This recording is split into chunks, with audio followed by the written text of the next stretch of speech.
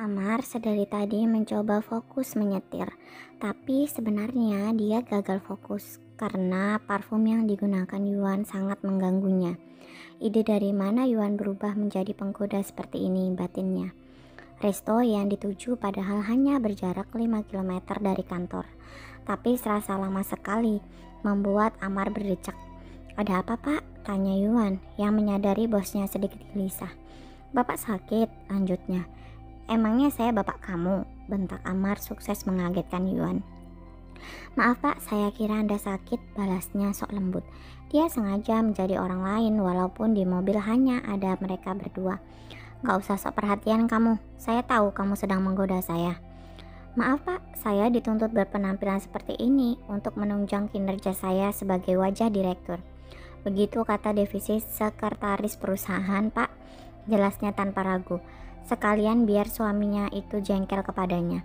Terserah. Mereka akhirnya sampai di resto yang memang sudah dipesan oleh klien mereka. Sesampainya di sana, Yuan agak terkejut melihat klien mereka masih sangat muda. Mungkin seumuran Amar dan dia. Yuan menyampaikan beberapa poin penting yang harus dipertimbangkan oleh klien kalau bergabung dengan mereka. Setelah Yuan selesai, mereka sekarang gantian Amar yang mempresentasikannya juga. Sepertinya klien mereka kali ini sangat jeli. Mereka banyak bertanya masalah pembagian keuntungan yang dirasa kurang berkenan.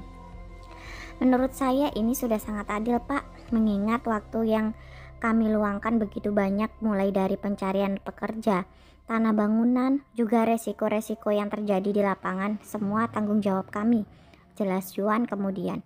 Klien mereka yang bernama Tommy memperhatikan Yuan berbicara dan tersenyum penuh arti. Amar yang melihatnya pun sedikit merasa risih bila ada yang memandang istrinya seperti itu. Baiklah, saya setuju. Mari kita tanda tangan kontraknya, ucap Tommy yang masih tersenyum kepada Yuan. Yuan pun membalasnya tapi tidak punya maksud apa-apa. Setelah menandatangani kontrak, mereka makan siang dan mengobrol santai bersama. Jadi sekretaris Pak Amar sudah punya pasangan belum? Tanya Tommy kepada Amar ketika Yuan permisi ke toilet. Kalau masalah itu saya tidak tahu Pak, Tommy. Saya kurang memperhatikan kehidupan pribadi karyawan saya, jawab Amar dengan santai. Seolah memang dia tidak ada hubungan dengan Yuan. Oh begitu, kalau gitu boleh saya minta nomor HP-nya? Kalau urusan itu Anda minta sendiri ya. Saya tidak mau Yuan merasa kurang nyaman jika saya berikan nomor HP-nya. Jawab Amar lagi, kali ini membuat Tommy sedikit kecewa. Saya merasa nyaman-nyaman saja kok pak. Saya akan berikan kartu nama saya, ucap Yuan dan kembali duduk di kursinya. Dia kemudian membuka tasnya dan mengeluarkan kartu nama dan memberikannya kepada Tommy. Terima kasih ya Yuan, ucap Tommy sambil menyambut kartu nama dari tangan Yuan. Yuan hanya tersenyum dan melanjutkan makannya. Amar sangat muak melihat keakraban Yuan dan Tommy. Dia sendiri tahu Tommy adalah playboy kelas kakap yang memacari banyak model juga artis. Terserah kamu aja Yuan, mau main-main dengan playboy kamu sendiri yang akan rugi, batin Amar sambil meminum jusnya. Setelah selesai makan siang, mereka saling berpamitan dan kembali ke kantor masing-masing. Yuan berlagak seolah tak masalah dengan apa yang terjadi di resto tadi, karena dia sengaja membuat Amar geram.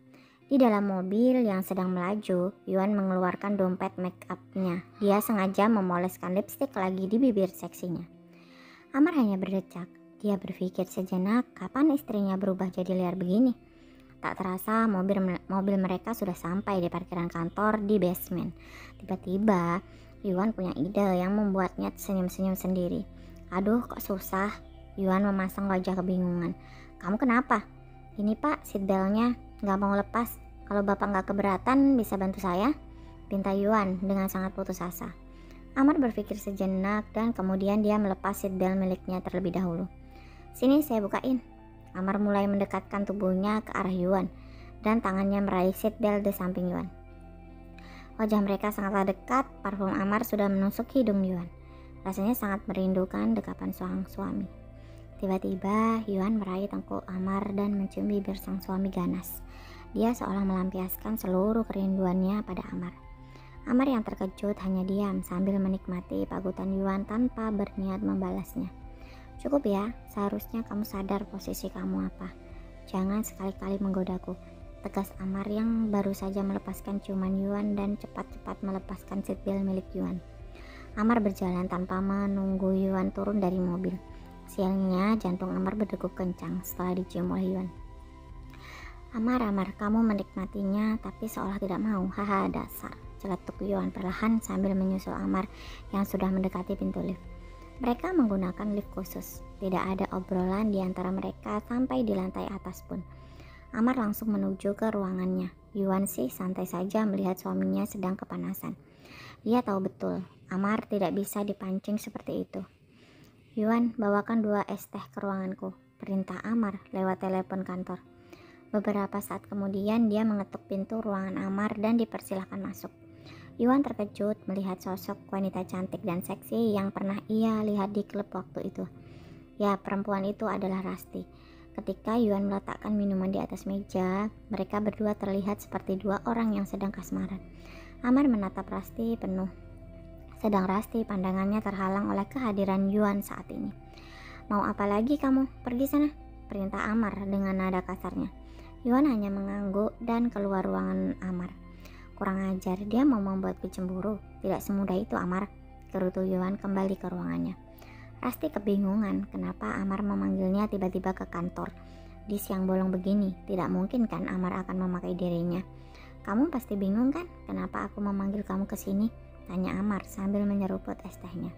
Ya, kurang lebih begitu sih, tapi kamu nggak lagi sedang ingin kan? Tanya Rasti sambil mengedipkan matanya. Oh, tentu saja tidak. Aku ingin menyewa kamu sebagai pacar pura-puraku. Kenapa pura-pura? Padahal aku suka yang beneran. Please Rasti, jangan bercanda. Oke, jadi kamu butuh aku kapan dan tugasku apa saja? Tanya Rasti lagi dan Amar mulai menjelaskan semuanya. Rasti hanya akan datang sesuai panggilan Amar dan mereka berakting romantis di depan semua orang. Di ruangan lain, Yuan dengan sekuat tenaga menahan emosinya.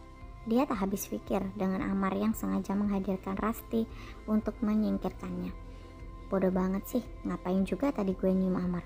Jadinya kan dia tahu gue masih ngarepin dia, sialan, gerutu Yuan sambil memukul-mukul kepalanya.